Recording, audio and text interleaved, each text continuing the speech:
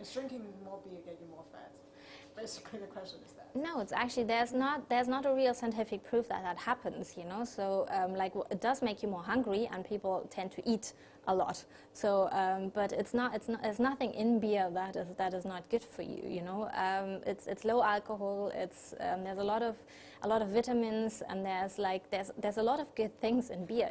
So it's not an unhealthy drink. It's just the way you drink it.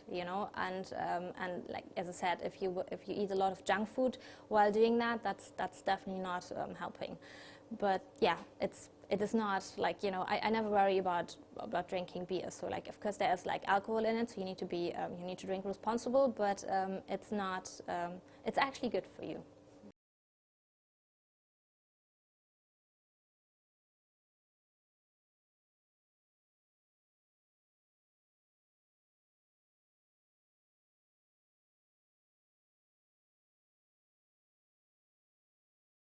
Hi, my name's Carl and this is Josh, and I'm from Moondog Craft Brewery from Melbourne in Australia, and we're here in lovely Beijing for the Beijing Invitational Craft Beer Festival. Hi, my name's Josh and this is my business partner Carl, and we are the co-founders of Moondog Craft Brewery out of Melbourne in Australia. We started brewing with Moondog in 2011, and we have done what have we done? We've done all kinds of really interesting beers, I guess, lots of different ingredients, different kinds of processes, lots of things in barrel aging, things with pumpkins and different fruits, and lots of hoppy beers. We try and brew with the ethos that you can put anything into a beer as long as it's delicious. So what do you think of the development of Australian craft beer? Oh, we'll just start talking. Basically, I think when we first started Moondog Brewing, craft beer had been around for quite a long time, but it was still very a young industry, especially the kind of beers that we were interested in making. A lot of the inspiration for the beers that we made came from breweries that were really pushing the boundaries in the US, and a lot of that sort of really experimental, high concept kind of ideas for beer hadn't taken off in Australia yet. That's right. The Australian craft beer market has grown considerably in the last 5 or 6 years since we started brewing. It now makes up something like 6% of the total beer market in Australia, and it's very much driven off the back of a change in consumer interest in the types of beers that they want to consume. So people are very much interested in beers that have a story behind them, that have provenance, that they can get to know the people that are making the beers, and it's fostered a really positive industry in Australia, and it's probably a story that is characteristic of a lot of craft beer markets around the world, including in China, from what we've seen so far. Yeah, as Josh said, the movement towards independent breweries has taken off significantly as well. And you're finding the number of breweries who are pushing the boundaries and really bringing out not only just Australian beers, but beers that are specific to the region in Australia that they come from. There's a lot of breweries who are, I guess, sort of creating the beers around specific types of Australiana, sort of like the surf coast and the bush, and the kind of ingredients that you might get from specific Australian plants. And so that's really taken off as well with the whole independent movement. I think that's great. That's right. Australia has a very, maybe not a unique climate, but it's got a very warm climate. And it's a climate that encourages refreshing, easy drinking beers. And so a lot of the beers that you see coming out of Australia are much more light in flavour than maybe the counterparts in the US. It's certainly a movement that we're seeing much more of, whereby fruitier hops are being used, low bitterness, more approachable, easy drinking flavours are quite characteristic of Australian craft beers. One of the more interesting beers that we have made in the past is an imperial stout that was infused with black Tasmanian truffles, and it was a beer that we wanted to try and create the most flavoursome, exciting beer that we could possibly think of, and it was great to be able to work with local truffle producers out of Tasmania, which is a state very close to Melbourne, where we're from, and work with them to get hold of high quality black truffles and then find processes that allowed us to integrate those flavours into a beer. Yeah, so the flavour of Australian truffles is very sort of rich. It's a very earthy kind of savoury flavour, and truffles are quite these large, almost fatty kind of mushrooms, and the processes that we use to extract that truffle flavour involved macerating or crushing the truffle mushrooms with our hands in a vodka kind of liquid, an alcohol liquid. And what would happen is then the flavours from those truffles would come out into the vodka. And it's just an amazing sensory smell and look, and it had this beautiful earthy truffle smell. And then we would use that vodka to infuse the flavour of truffles into the imperial stout that we used. And it was actually quite successful. It worked very well. And I guess that's a really way of us being sort of using Australian ingredients in ways that are pretty unique. And I think that's a lot of fun. We also use a lot of Australian malts and Australian hops, which is quite common in Australia for craft beer producers. But there are some quite characteristic flavours that you can get out of Australian hops in particular. And the hop industry is growing really, really successfully alongside the craft brewer industry. And Australian hops are becoming world renowned for the kind of very fruity tropical flavours that come out of hops such as Galaxy, which is a proprietary hop in Australia. It produces citrus flavours and flavours of passion fruit, and it's a very, very enjoyable hop to taste in a beer. Just like how sometimes Australians import other kind of hops into their beers, especially American and German hops.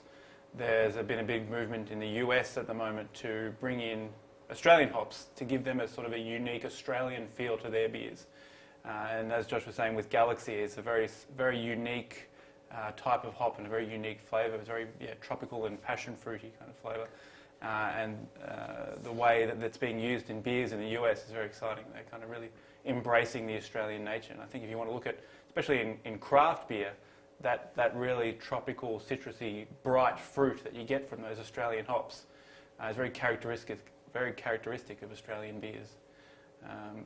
Whereas before in the last sort of 10 years, before the craft movement really took off, Australian beers were really known for being a very, or basically Australian style lager, which was a straight up and down bitter type of lager with a very kind of earthy, hoppy taste rather than fruit.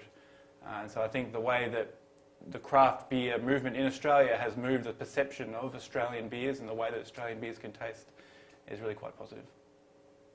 So what do you think of the craft beer in other regions? For example, what do you think of Asian? I think craft beer in Australia and the US and New Zealand is quite different from what you would call, I guess, the Europe and Asia, in that we don't have the thousands of years of history, and we are able to sort of, I guess, it seems to be a lot bigger and a lot quicker to adapt. And I think that the craft beer in Europe and Asia is in its infancy, but I think it's got a lot of potential as well. As much as there are, I guess, differences in the styles of beer that are created, I think that there's a kind of underlying consistency in the passion that drives this industry, no matter where you are in the world. Craft beer in Australia or the US or Europe or Asia, and certainly as we've seen here in Beijing over the last few days, the commonality is that the people that are involved in the industry genuinely love the industry. They love beer and they have a passion for producing high quality beer, and it's a really wonderful community to be a part of. Use one word to describe each region's craft beer, the specialty. I guess as much as there is a really broad array of different styles that are being produced in Australia, and they go all the way from very traditional old world beers right up to boundary pushing, very unique beers such as what we produce largely. I think by and large Australian beers are brewed for the climate, and they're brewed for a certain culture which is very much about enjoying the outdoors, enjoying the sun, an active lifestyle, and so the beers are suited for that kind of lifestyle. I'd say craft beer in Australia is about fresh ingredients and really interesting ideas, but also steeped in the tradition of enjoying a beer with your mates under the sun. Actually, I'm personally very curious why the name is Moondog.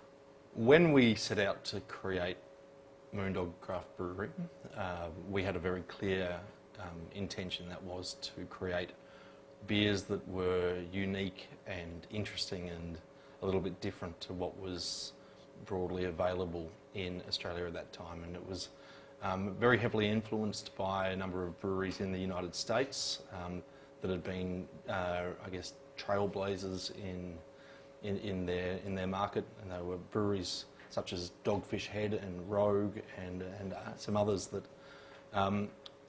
over the last 20 plus years have worked incredibly hard to make really, really interesting and exciting beer, and beer that doesn't really follow the traditional approach to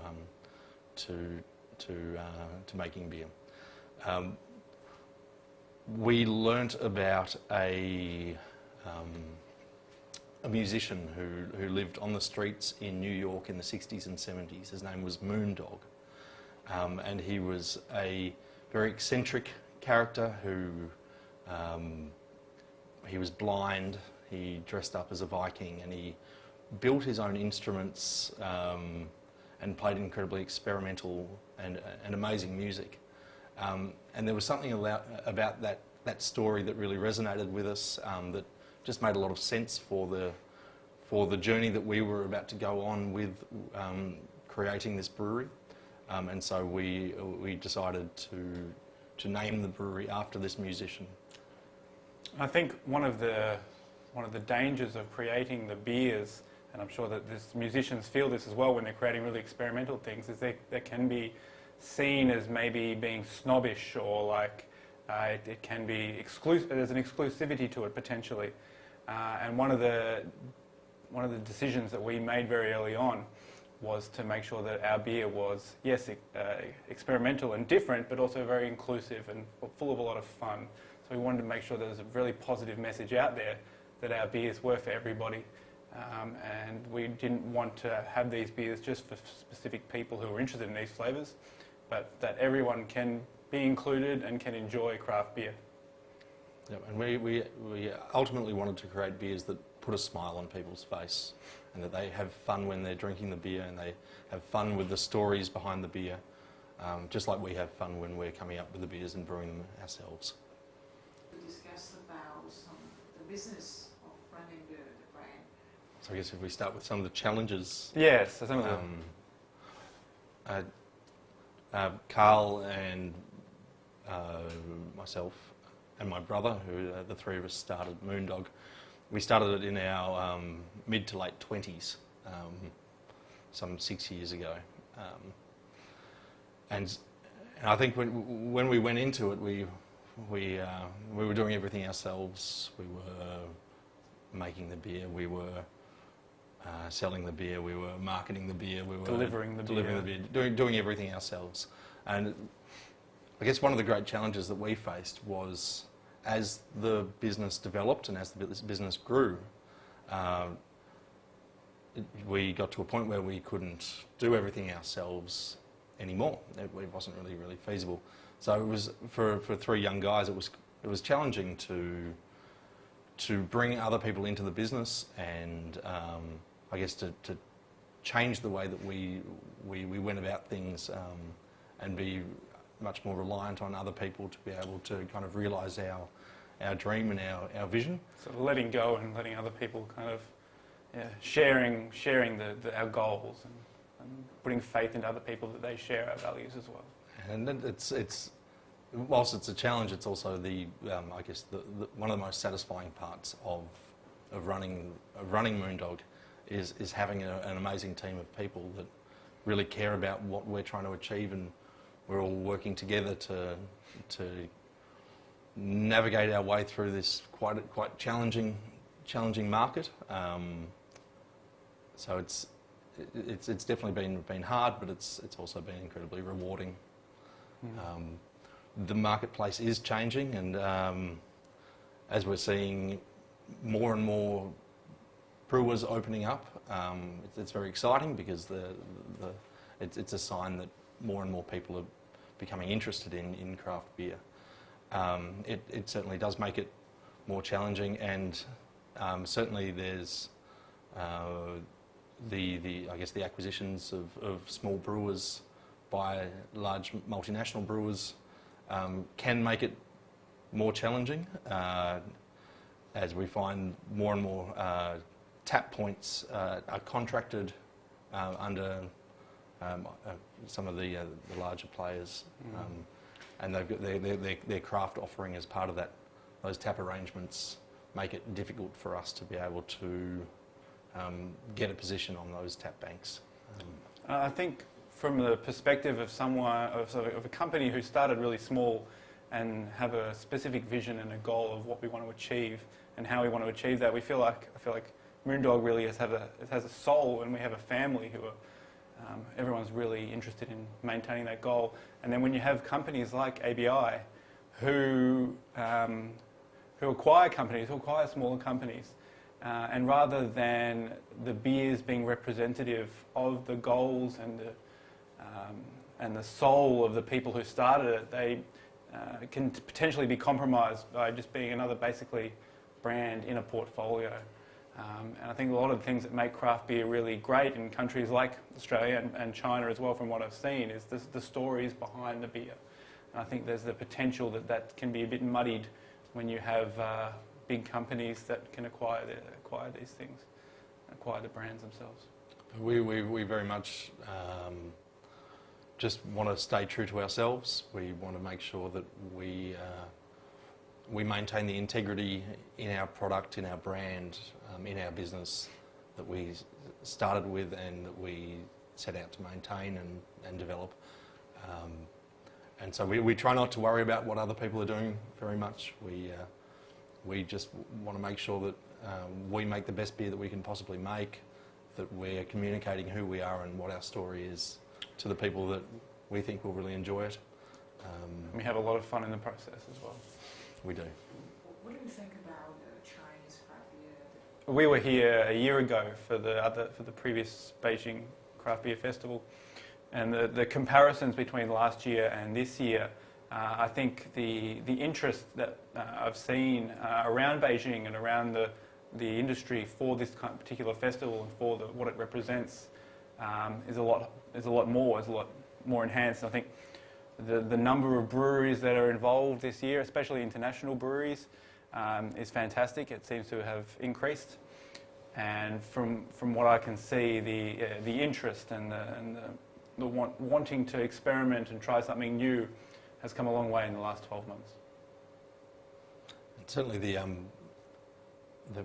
I guess our main experience has been with Great Leap Brewing, with our friend Carl, and we're constantly amazed by the sensational quality of the beer. Great Leap make amazing beer. They're fantastic people. The beer festival that they're running is absolutely world class. And I think that when you've got people like that at the centre of an industry, it's a really strong position from which the industry will grow. And I think it's really exciting. It'll be really exciting to see how the Chinese craft beer market develops over time. If you want to brew a beer in China using some Chinese ingredient or Chinese element, What would be your idea? From my perspective, the flavours that I've experienced in China and in Beijing is it's a savoury and it's a spicy kind of thing. There's a lot of beers here that have Szechuan peppercorns infused that give you that hot and numbing ma flavour.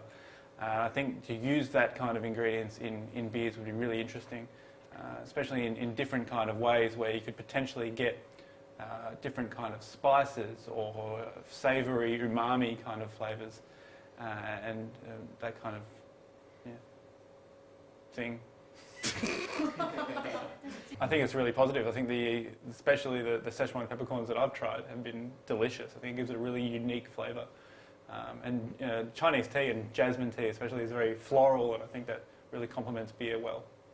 I think that using any kind of atypical ingredient in a beer is very challenging to get right. And especially something like Szechuan peppercorns, the flavour is so intense, and it's such a characteristic that you don't typically find in beer. Getting it to work well is, I guess, the sign of a really, really talented brewer. Using any atypical ingredient in a brewing process is very challenging, and particularly something like a Szechuan peppercorn, which has such an intense flavour and it's got such a character that's completely different to any of the kind of more traditional brewing ingredients. The importance of getting the balance right is crucial, and I think that certainly the beers that we've tried that use this ingredient here in Beijing have been fantastic, and they show the balance that both showcases the base beer exceptionally well, but utilises the Szechuan peppercorn to enhance the beer and create another dimension to the beer. And I think that's the sign of a very, very talented brewer. Recall when you first time in Beijing, what was your expectation? Second time, yeah. So we were here this time last year. When we first came to Beijing this time last year, we really didn't know what to expect.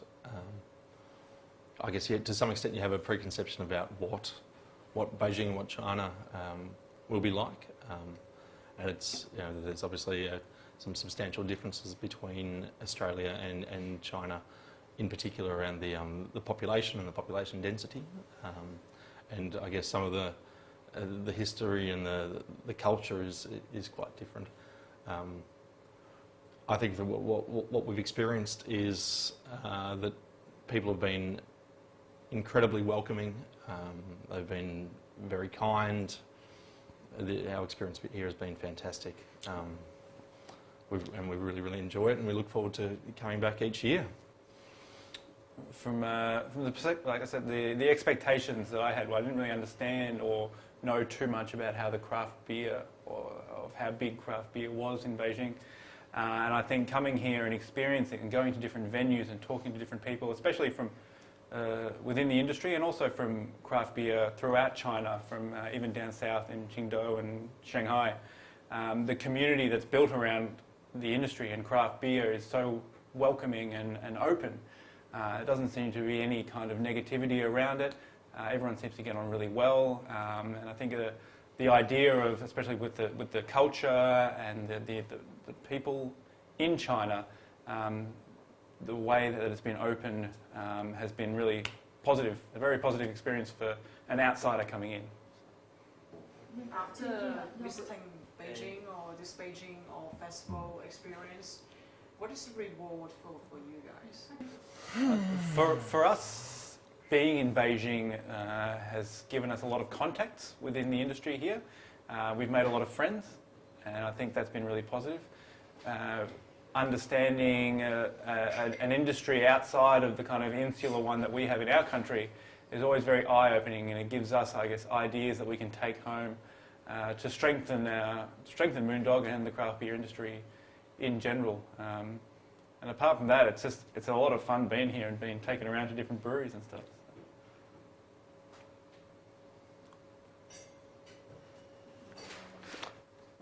More?